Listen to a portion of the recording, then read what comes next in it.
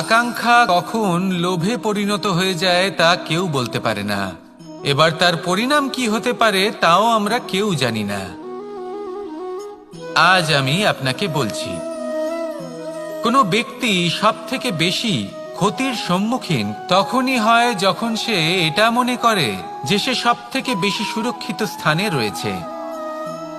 সে ভাবে যে সে সেখানে সুরক্ষিত রয়েছে। সে তখন অসাবধান হয়ে পড়ে, আর তখনই তাকে জীবনের সবথেকে বড় ক্ষতির সম্মুখীন হতে হয়।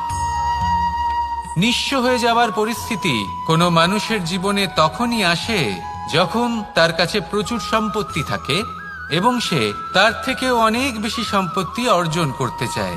সেই অনেক বেশি সম্পত্তি অর্জন করার চেষ্টায় সে এমন কিছু করে বসে যার ফলে তাকে সমস্ত সম্পত্তি হারাতে হতে পারে।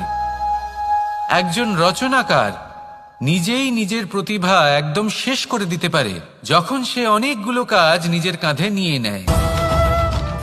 একটা গুরুত্বপূর্ণ কথা সবসময় মনে রাখবেন, আজ আপনি যেখানেই থাকুন না কেন, যেমনই যে কোনো স্থানেই থাকুন না কেন, এর পেছনে আপনার আকাঙ্ক্ষার একটা বিশাল ভূমিকা রয়েছে।